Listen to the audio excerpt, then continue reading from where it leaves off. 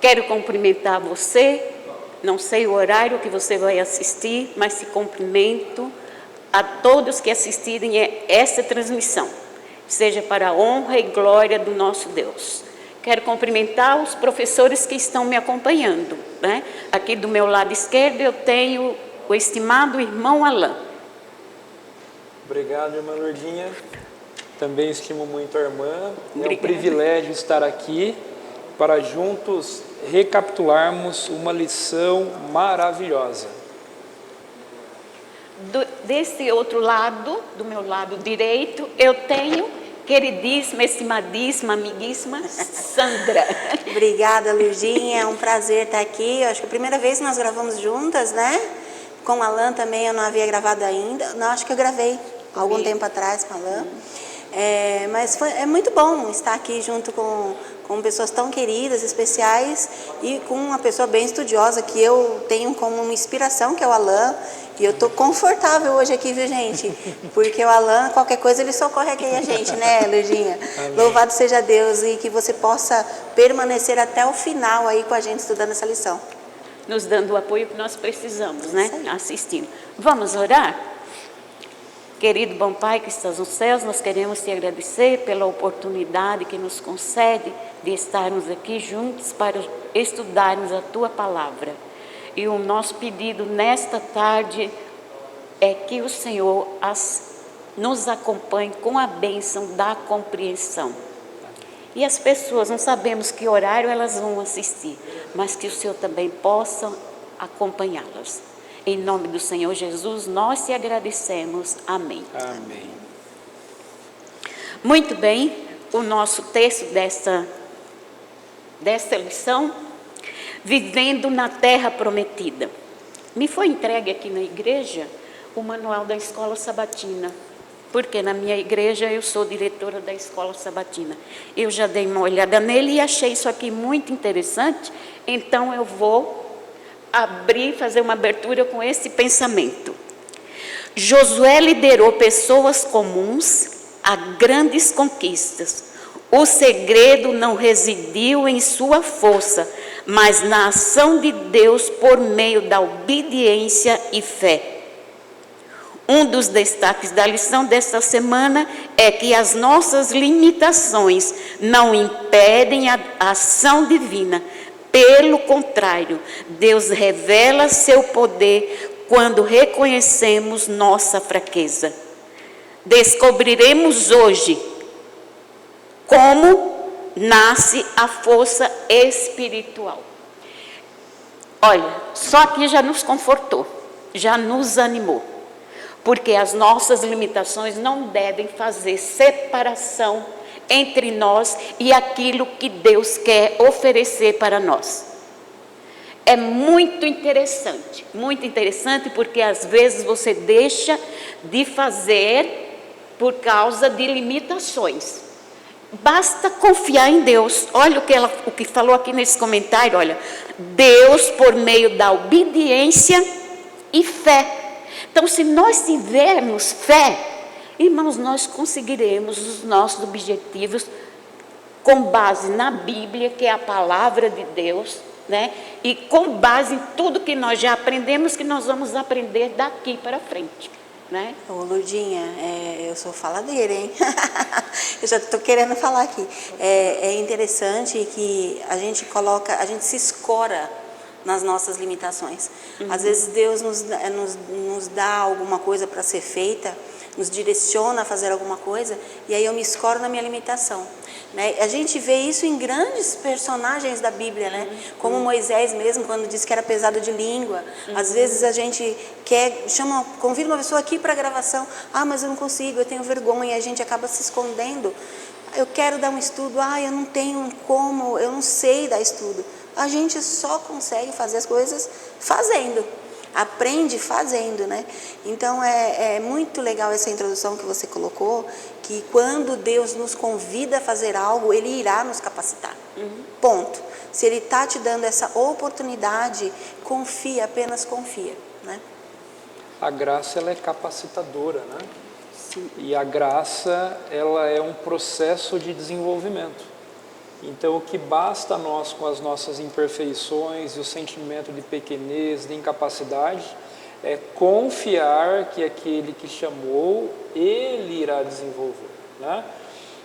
Não há uma palavra sequer, um mandamento, um conselho que Deus nos apresente e que Ele diga, se vire, né?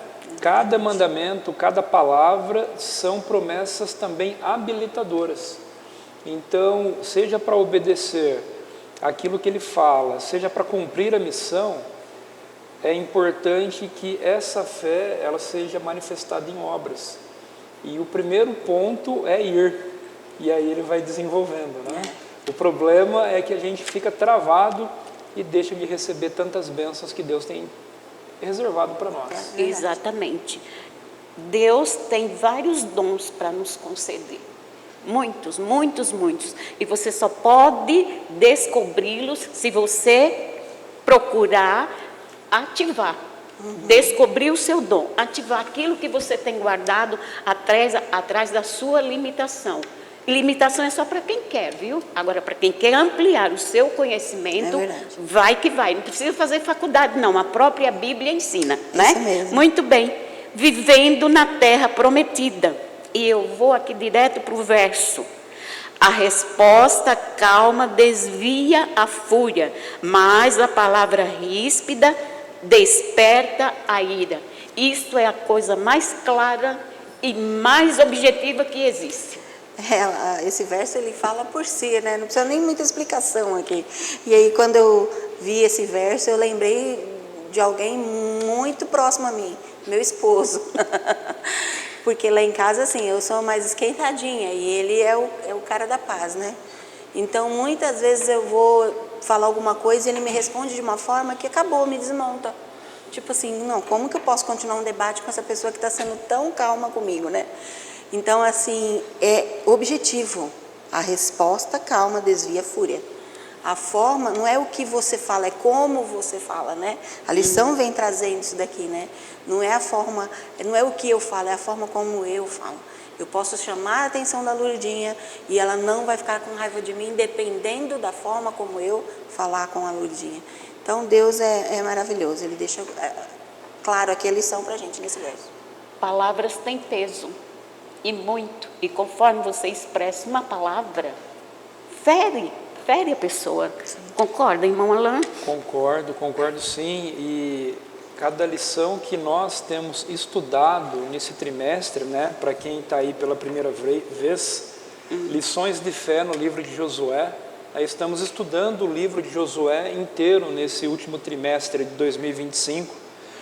E eu vejo o caráter de Deus em toda a Bíblia, mas eu quero frisar no livro de Josué, porque no nosso meio cristão, muitos não consideram ou não querem considerar o Antigo Testamento.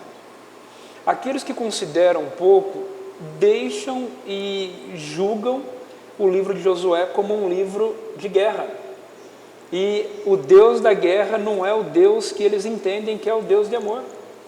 Só que nós temos visto a cada semana um Deus de graça, de misericórdia, de renovação de aliança, de perdão, tanto para o seu povo como para as pessoas pagãs, como no caso de Raabe nós vimos aqui, né? E nós estamos vendo aqui nessa lição agora, né, um capítulo inteiro mostrando como nós devemos nos relacionar. Sim. Num livro que muitos consideram como um livro de guerra e por isso alguns até consideram que, bom, esse Deus eu não quero para a minha vida, né? Um pré-julgamento sem conhecer quem é esse Deus maravilhoso. Então nós vamos aqui juntos, né, estudar ou recapitular aqui um livro, um capítulo e um resumo da Bíblia que ela ensina a perdoar, ensina a tratar desavenças, a como lidar com situações difíceis, né? E como a Sandra falou muito bem, né? Isso remete ao Espírito Santo. Aquele que tem o fruto do Espírito, ele não paga com a mesma moeda, ele não revida, ele não é vingativo, né? E quando ele é provado com palavras, a palavra branda que não é dele, é o Espírito, desvia a ira, o furor, e o rumo que estava sendo dado, ele é completamente desviado. Né? Por quê? Porque Deus, ele é um Deus o quê? De paz, ele quer paz entre todos nós. Esse verso, o Alan falou agora de frutos do Espírito, totalmente ligado a fruto do Espírito, que é mansidão, né? que é domínio próprio. O verso está falando praticamente sobre isso. Muito bem. Viver em comunidade pode, às vezes, levar a disputas e tensões. Isso é especialmente verdadeiro na igreja, em que as pessoas de diferentes origens, grupos sociais, vivem e trabalham juntos para um propósito comum. Lá no, quase perto do último parágrafo. Agora que a tarefa foi cumprida, eles estavam livres para voltar. No entanto, no oeste do Jordão, na terra de Canaã, eles construíram um altar que gerou preocupação entre as tribos do oeste do Jordão. Por que é tão perigoso chegar a uma conclusão precipitada sobre o comportamento dos outros? Como podemos promover a unidade na igreja? Por que é tão importante ter em mente o alcance maior de sucesso de nosso chamado e não se deixar afetar por intrigas? Essas são algumas das questões sobre as quais iremos refletir nesta semana. E a primeira vem essa aqui: comprometimento. Quer falar primeiro, Alan? Posso falar aqui, né? Para contextualizar aqui, acho que é importante para assim a gente ganhar ritmo, né? Para todos entenderem. A terra prometida, ela foi conquistada. Certo. Né? Então nós estamos aqui na lição 11, foram 2 meses e pouco aqui, a gente estudando o livro de Josué. Aquilo que foi prometido para Abraão, Isaac, Jacó, José, Moisés foi usado, agora Josué, né, aconteceu. Isso não aconteceu em dias ou semanas. Esse vivendo na terra prometida, agora eles tomaram posse. Foram de 6 a 7 anos, desde o momento que eles cruzaram o Rio Jordão. Exatamente. E ali o que aconteceu? 12 tribos, elas foram distribuídas no território que foi prometido para eles. Né? E não tem como mostrar um mapa aqui, né? Mas só para você que está em casa entender, o Rio Jordão ele cortava esse território, né?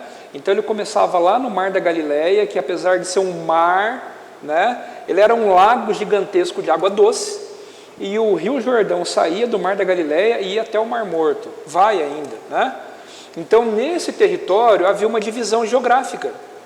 E essa divisão fez com que 2,5 tribos ficassem de um lado e 9 tribos e meia ficassem de um outro lado, 12 no total, né? E aí a gente vem aqui para a lição de domingo, né? Comprometimento. Que comprometimento foi esse? Olha só, essas 2,5 tribos, elas tomaram posse primeiro do lado oriental do Rio Jordão, e deixaram lá os filhos pequenos, os idosos, as esposas, e foram guerrear, atravessaram o rio e foram guerrear com as outras tribos para conquistar os outros territórios. Eram necessários ainda 9,5 territórios, né, para que todos se estabelecessem e conquistassem a terra prometida. Eles poderiam ter ficado com a família, mas eles não ficaram. Esses homens guerreiros, eles se comprometeram de tal maneira, né, que eles foram até o final.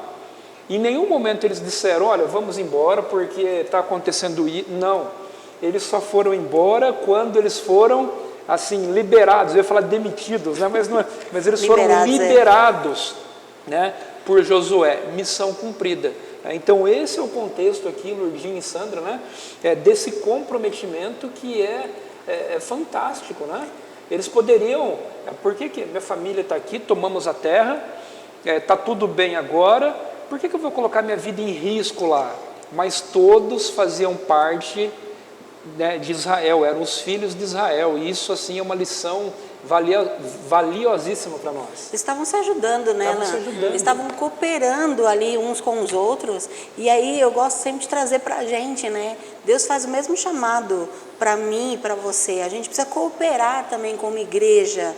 A lição, eu sempre digo que a lição de Josué fala de guerra, mas parece que ela está tão atual, está falando tanto da nossa vida hoje, e aí esse chamado é para que a gente coopere como igreja também. Deus nos chama para cooperar na missão, apoiando os nossos irmãos na igreja, naquilo que necessita, naquilo que precisa ser feito na obra, né? E o mais interessante é que, quando a gente volta aí para essa história, é que, poxa, deu tudo certo, temos a terra do lado leste, agora estávamos lá junto com eles, conquistaram lá também as terras, e agora está tudo bem, vamos, como diria o povo hoje, vamos curtir, está tudo certo, está tudo bem. Não, aparece algo ali para quebrar, né? Sempre aparece, parece que o inimigo sempre tenta por alguma coisa. Eu não quero colocar o carro na frente dos bois, que a Ludinha vai... Pode. Mas né? Acontece isso mesmo, né? Mas acontece ele isso. vem e ele mexe aonde ele não deve mexer. É a mesma coisa que se levante aqui dentro da igreja uma opinião forte, né? Todos estão com um pensamento firme naquilo que aprenderam e que aprendem. Aí alguém se levanta para discordar daquilo que está sendo organizado, realizado com base naquilo que não falha, que é a palavra de Deus, mas sempre existe. E olha só, e o nosso inimigo não dorme, viu? Ele não dorme, ele está sempre atento, e ele parece que seleciona as pessoas para fazerem isso. Foi o que aconteceu aqui, né? Mas olha só, quem estava comprometido foi até o fim, sacrificou a família, né? Deixou a família lá sozinho. Eles tinham esposa, tinham filhos, pais, mães, pessoas idosas também que precisavam de cuidados, mas eles deixaram porque eles eram fiel a Deus. É igual nós hoje, aquele que não deixar o amor de pai, de mãe por amor a mim, não é digno de mim. Não é isso que a Bíblia fala para nós? Exatamente. Uma coisa muito interessante, o Alan falou assim, agora eles foram ali dispensados, né? Mas Josué, ao dispensá-los ali, ele elogia a coragem, a fé, mas ele fala assim, ó, mantenham-se firmes. Então, não vão se acomodar. Tá? Então, Deus fala para mim e para você hoje, ó, continua firme, porque é um dia após o outro. E logo veio ali um problema para eles, né? Então, assim, a gente precisa se manter firme. Ele elogiou, mas ele falou, ó, não muda não. Mantenha-se firme na sua convicção, na sua obediência, na fé de vocês. Mantenham-se firme na palavra do Senhor. É o que Deus fala para nós hoje. É importante esse comprometimento, porque o comprometimento não era exatamente com Josué, que era o líder. O comprometimento era com Deus. O apóstolo Paulo, aqui também na lição de domingo, ele fala no Novo Testamento em várias passagens, em Efésios, Colossenses, 1 Tessalonicenses, ele fala que nós temos que entender que nós estamos... quando trabalhando na obra de Deus, não é para a liderança, para o pastor, para quem seja, mas façam tudo como se fosse para o Senhor, porque é para o Senhor. E quando isso acontece, o foco ele é tão grande que é mais difícil de ser dispersado e levantar algum tipo de problema, como a irmã Lourdinha falou, né? Mas quando acabou a missão, quando acabou a guerra, quando baixaram as armas, parece que agora era só o paraíso. Aí veio o problema que a irmã Lourdinha vai conduzir aí no decorrer aí da lição. Prestar atenção que as angústias nunca cessam, né? Nunca cessam. Foi o que o próprio Jesus falou, né?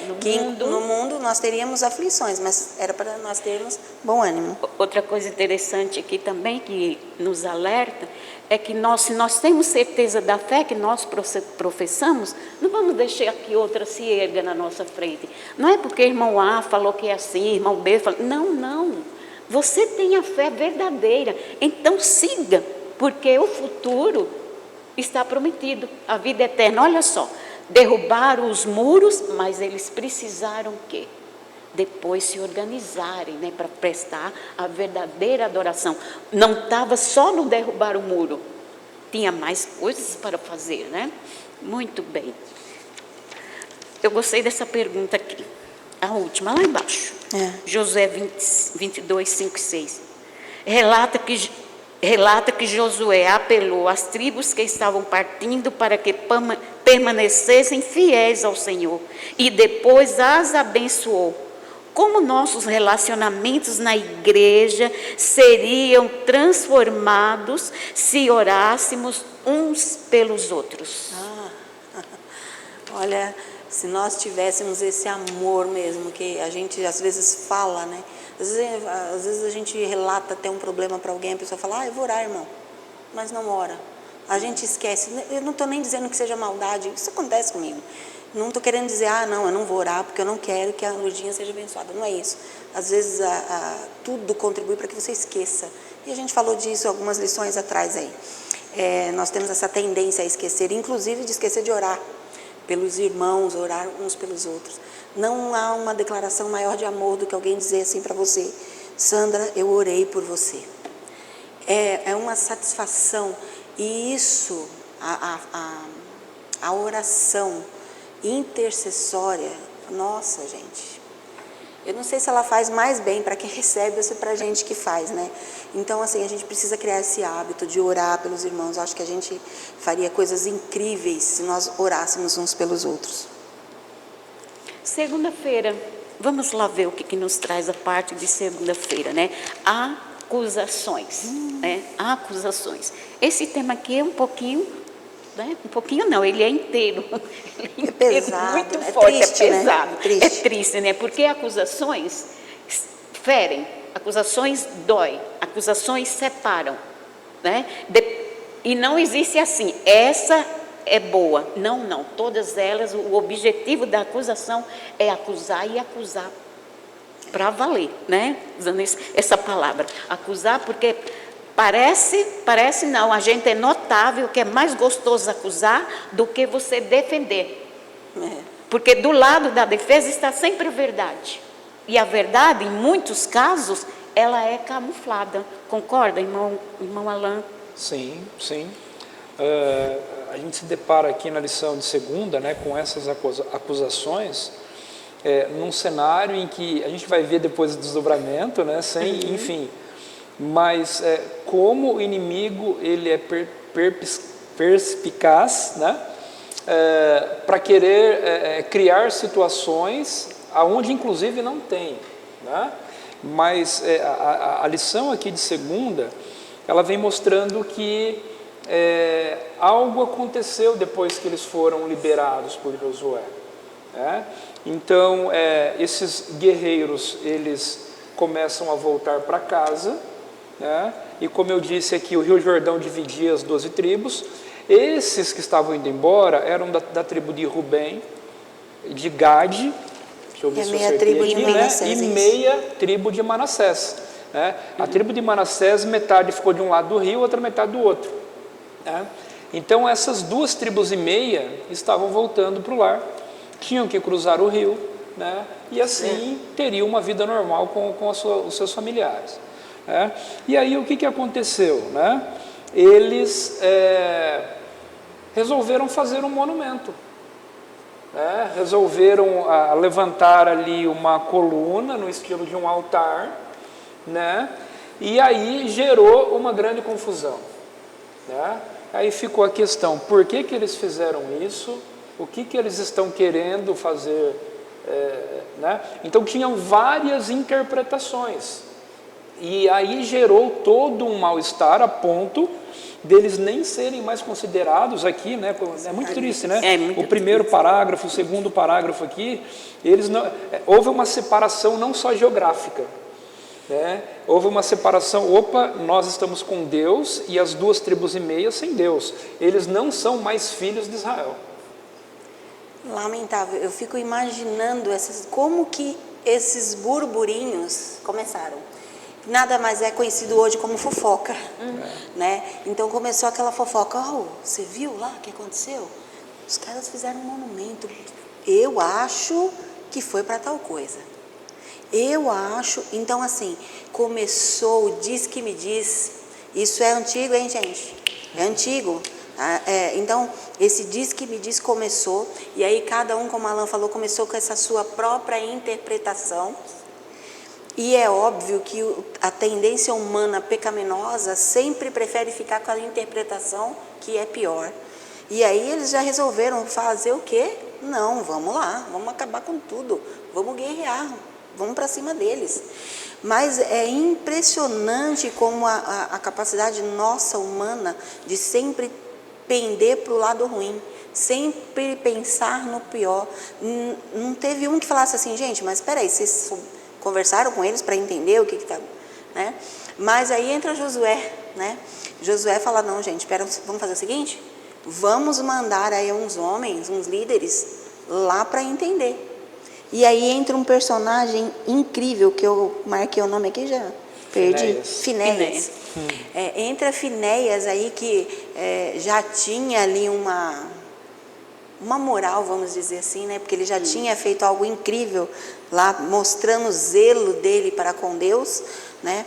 Então, não dá para a gente falar tudo, tantos detalhes, né? Mas para a gente contextualizar um pouquinho aqui, Finéias já tinha ali, quando viu que os israelitas estavam se adulterando ali, né? Com as moabitas, é isso, Alan? É isso, lá com as moabitas, né? no momento ali de e Balaão. Ele né? pega ali aquele pessoal adulterando, e aí ele vai lá com uma lança e ele cessa ali, então, né? Aquela maldição ali sobre o povo. Então, ele já tinha uma moral. Vamos dizer que ele foi na frente com esses líderes e não era à toa. Ele era um cara que tinha bom senso, que tinha, o que está se falando aqui no começo, domínio próprio, mansidão. Chegou lá e foi conversar para entender o que tinha acontecido. E é interessante, né, como a lição traz aqui, né? Olha só. Em ambos os casos foi erguida uma estrutura de pedras. A primeira serviu como um memorial, enquanto a segunda era vista como um altar impressionante. A pergunta que inevitavelmente vem à mente é: o que significam essas pedras? Irmã, muito bom, porque a gente já viu, né? Aquele primeiro monumento que existe, que a irmã acabou de comentar, foram aquelas 12 pedras que foram tiradas do meio do Rio Jordão quando eles atravessaram a seco. Foi ordem expressa dada por Deus e foi um milagre maravilhoso para todas as gerações. Sim. Né?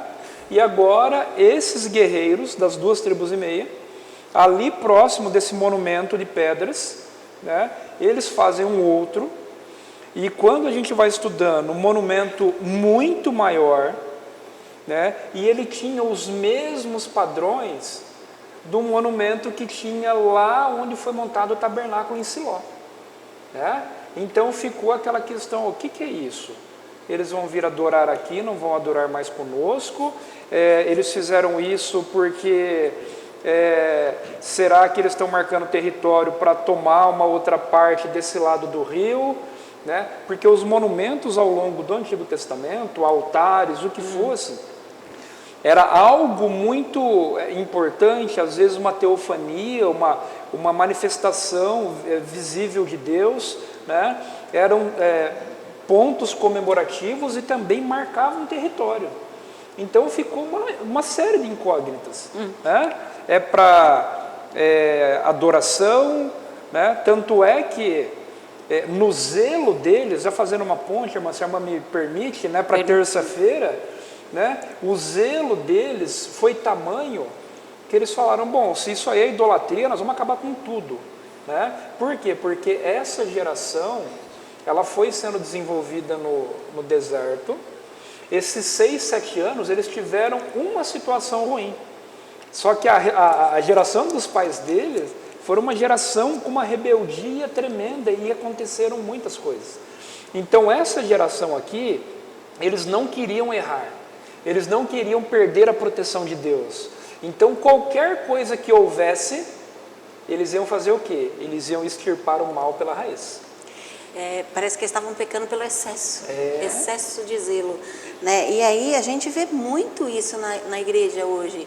A gente vê pessoas que são pessoas boas, são pessoas que são tementes a Deus, mas que muitas vezes pecam pelo excesso de zelo, por não entenderem exatamente o que está acontecendo e já ir com a truculência, vamos dizer assim, para cima da situação, né? Então aqui a lição é sobre o zelo espiritual. A gente precisa zelar, mas tem que... deixa eu reformular a minha palavra. Não basta boa intenção. A gente precisa entender realmente o que está acontecendo. Porque às vezes a gente está com muito boa intenção, mas está com a forma errada, né? E nós entendemos que eles realmente estavam com zelo por conta da reação que houve depois, né? Então, assim, como que a gente enxerga determinadas situações? Como a gente precisa tomar cuidado, né? Porque a gente às vezes atropela a outra pessoa por um excesso de zelo. Exatamente. Não é tudo, nem todos que têm um pensamento negativo ou um pensamento pejorativo, né? Qual foi realmente a intenção desse altar? Depois que eu estudei aqui, eu até ri. Olha só, quantas coisas aconteceu, quantas desavenças, para quê? Não é? E olha só que resposta, não é? E a gente vê dos dois lados, né, irmã, que isso poderia ter sido evitado se eles tivessem conversado com Josué. Estamos indo embora e vamos fazer isso. Sim, falta de comunicação, né? Faltou comunicação. E pelo outro lado, quem ficou sabendo, olhou e falou, opa, isso aí é idolatria, paganismo, vai trazer o quê? Vai trazer consequências que nós já sabemos que consequências são essas. Estava muito fresco na cabeça deles, como a Sandra falou, Baal Peor. Né? Ali, quando Finéias pegou a lança ali, atravessou e cessou a praga, né? E também que foi um episódio de rebelião, né? Pura rebelião, e teve também a questão da traição de Acã, pouco tempo antes disso, né? E eles viram que como uma pessoa, uma decisão gerou uma série de problemas. Foram 36 que morreram entre milhões. Nossa, é muito pouco.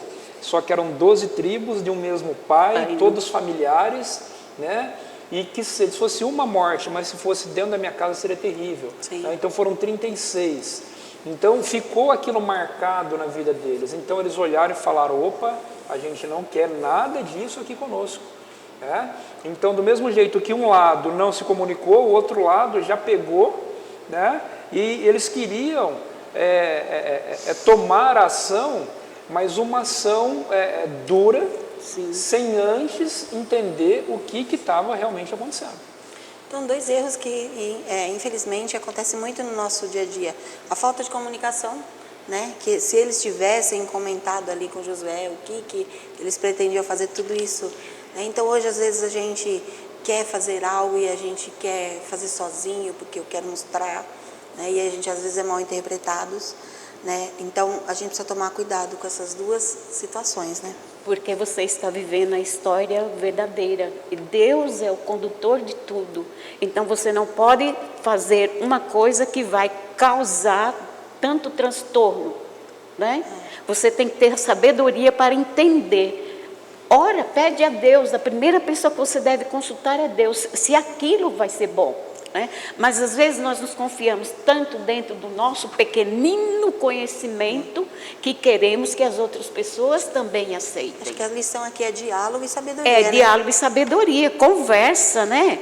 A resposta do acusado, tão direta e poderosa quanto a acusação, é o centro do capítulo que diz respeito ao seu tema e à sua estrutura. Foi a resposta sábia, né? E convincente, né? Mas tem um detalhe aqui, irmã.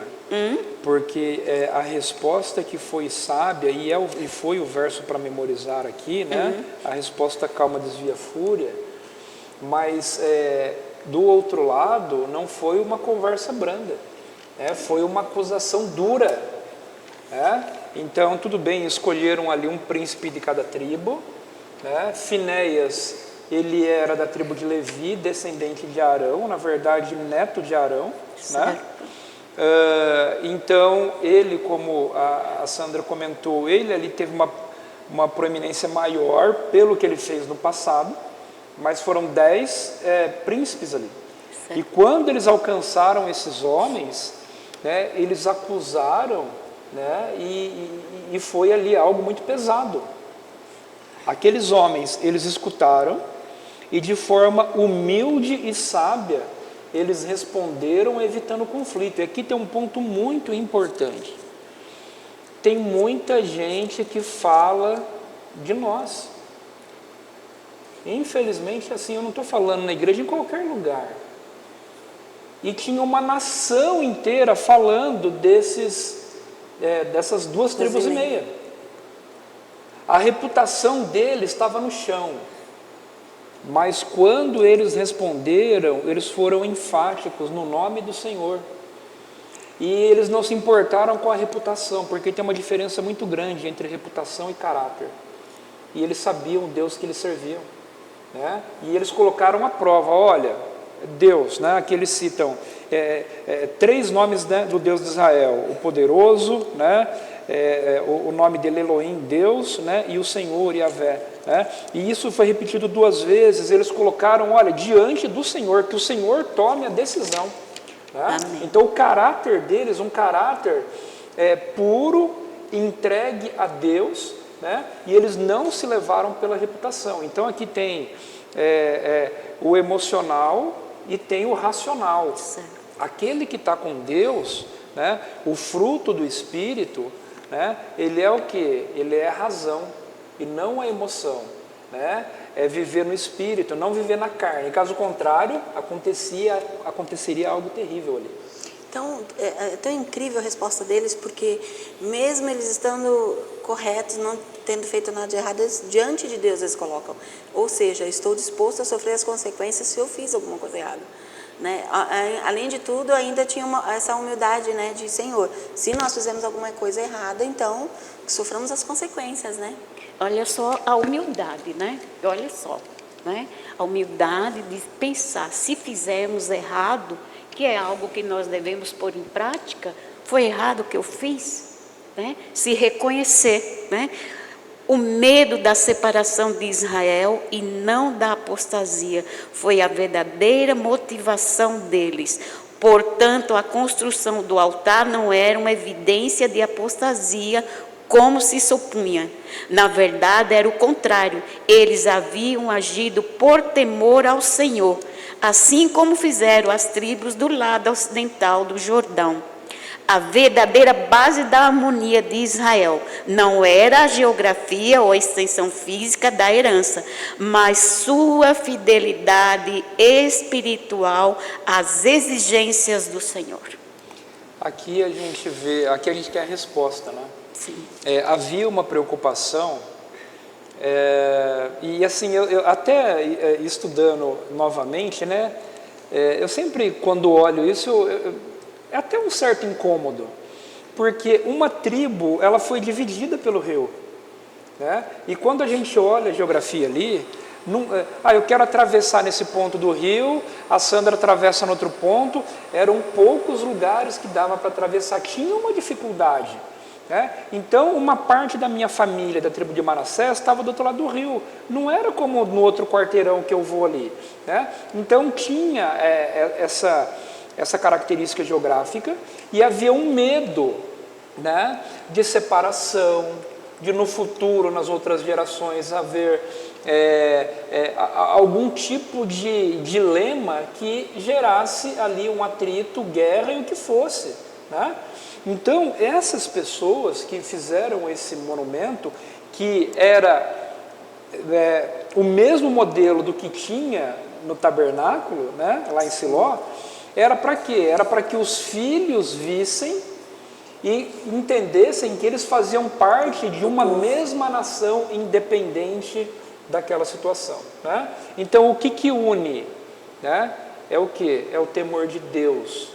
O que une é ter fé e crer na sua palavra, e nós somos o quê? Um povo mundial, né? Nós temos a mesma fé, né? Em todos os lugares do mundo, né? Nós temos irmãos que compartilham a mesma verdade, o mesmo Senhor, o mesmo Espírito, né? Por quê? Porque não se limita na geografia, né? O que pode acontecer é alguém, por livre vontade, escolher seguir um outro caminho. Sim.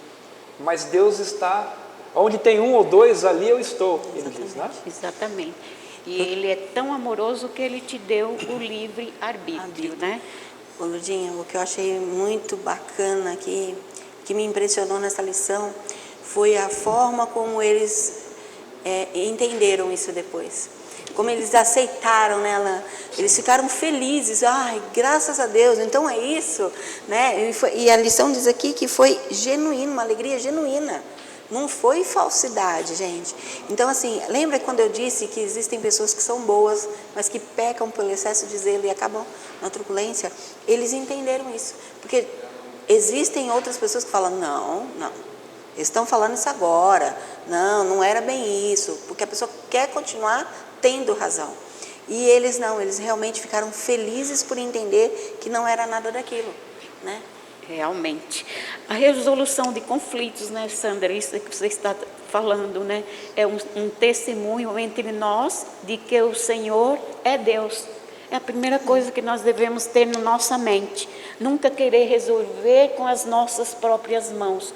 Porque se nós dependemos dele, então nós devemos nos achegar a ele. Porque ele dá a orientação. Mas o ser humano tem muita pressa. O ser humano é apressado. Quando ele pede para Deus, ele já quer que Deus mostre ali na hora. E não é. Deus está vendo que não vai ser bom para você. Ele quer que você espere. Espere. Você só precisa confiar. Qual é o alicerce de tudo isso? É a fé. A fé que nós possuímos, que nós temos. Nós vimos Jesus morrendo na cruz? Não. Nós não vimos. Nós vimos Deus entregando a tábua dos 10 mandamentos para Moisés? Nós não vimos, mas nós não temos a certeza naquilo que foi apropriado, dado para nós.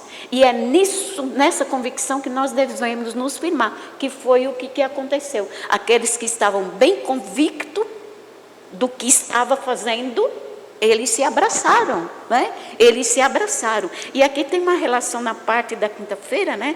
Que não vai dar para nós lermos tudo. Né? Mas que coisas lindas, né? Aqui a gente vê aqui no comecinho vários textos, né? Que deixa claro a importância da unidade, do amor entre irmãos, da nossa unidade. Então dá a impressão que, conflito, tudo bem, eles foram lá, eles iam brigar. Não, gente, eles iam morrer.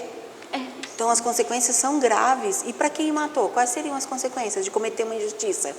Então, às vezes dá a impressão de que, mas às vezes, não, gente, é sério isso. Às vezes eu posso cometer algo tão grave que eu posso perder a salvação e fazer outra pessoa perder. Então, a gente precisa se unir. Eu deixei um texto marcado aqui, que está deixa eu ver aqui, que tem tudo a ver.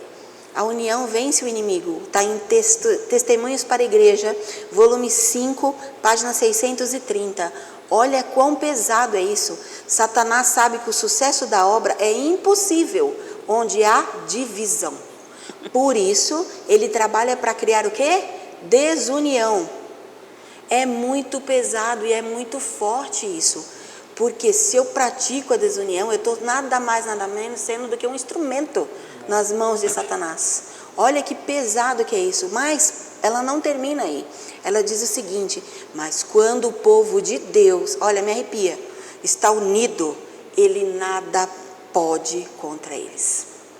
Então a lição de quinta vem trazendo aqui vários pontos que nós devemos praticar na nossa vida como cristão, para não sermos instrumentos de Satanás, para não praticarmos a desunião, e pelo contrário, para sermos unidos, porque disso depende a nossa salvação. Exatamente. A resolução de conflitos é uma das competências mais procuradas em candidatos à vaga de emprego. Certo. E é uma das competências mais desenvolvidas nas empresas. E a palavra de Deus, ela nos dá, nós vimos um capítulo em poucos minutos, mas a palavra de Deus toda, ela nos mostra a como sermos luz realmente, né, na resolução de conflitos. Então aqui, é claro, a gente não tem como ler esses 6 passos, né, mas aqui é muito importante, né, conversar primeiro sobre o problema para encontrar os reais fatos, antes de fazer qualquer julgamento. Isso é fundamental. Um outro ponto, né? Se você está sendo acusado, dê uma resposta gentil, porque se é fogo contra fogo, vai ter problema, né? E um outro ponto aqui importante, né? Nós precisamos estar dispostos a fazer sacrifício para alcançar a unidade. E aí vem uma questão muito importante, porque hoje em dia, quando existe um conflito, quem é humilde e age da forma como nós estamos estudando a palavra é encarado como fraco, né? O forte é aquele que bate do mesmo jeito ou revida com mais força ainda. Mas a lógica de Deus é diferente da lógica do mundo, né? E por fim, a paz foi estabelecida, louve a Deus e se alegre, né? Então essa é a matemática do conflito que Deus espera que os seus filhos usem no dia a dia. Amém. Amém. Suas considerações finais? Queridos, para alcançarmos aquilo que a gente mais deseja hoje, que é adentrar a Canaã celestial, para isso nós precisamos viver em união com os nossos irmãos. Eu não vou para esse lugar, eu não vou ter essa promessa na minha vida cumprida se eu viver em desunião, se eu criar contendas, se eu não ouvir, se eu não dialogar, se eu não orar pelos meus irmãos, se eu não tiver amor. Então eu acredito que essa lição vem trazendo muito sobre frutos do Espírito, que eles possam fluir na minha vida, fluir na sua vida, que a gente possa realmente estar preparado, que a gente possa praticar tudo isso que o Alan acabou de falar aqui, para que a gente possa estar preparado para aquele grande dia e a gente se alegrar. Agora, não mais estar só vendo os nossos queridos, mas estar vendo o próprio Jesus e podendo abraçá-lo. Irmão, suas considerações? Irmã, a gente pode apresentar a Bíblia decore e salteado, a gente pode fazer grandes eventos, a gente pode ajudar centenas ou milhares de pessoas, a gente pode fazer muita coisa pelo nosso esforço, mas sabe como o mundo ele enxerga Jesus nas pessoas? É de acordo com o amor que nós demonstramos uns pelos outros. Na oração de Cristo, antes dele ser crucificado, ele falou para os discípulos para que eles fossem um, como Jesus é com o Pai, a fim de que o mundo pudesse crer que Deus os enviou. Como que o mundo pode crer que Deus enviou a mim, a Lourdinha, a Sandra e todos que são cristãos? Através da união, através do amor, porque é a fé na prática. E nós somos desafiados o tempo todo a termos discernimento, a sacrificarmos o nosso eu, para que Deus seja exaltado e para que as pessoas ao redor vejam que isso não é humano, isso é do Espírito Santo. Então o meu desejo, a minha oração para você é que, se você procura resolver as coisas do seu jeito, procure agora ouvir a voz do Senhor e resolva de acordo com aquilo que Ele quer, porque você terá sucesso, você terá vitórias em nome de Jesus. Amém. A vontade de Deus é que a união e o amor fraternal exista em seu povo. A oração de Cristo antes de sua crucifixão foi para que os seus discípulos fossem um como Ele é um com o Pai, a fim de que o mundo pudesse crer que Deus o enviou. E é assim que Ele deseja que nós sejamos. Amém. Amém.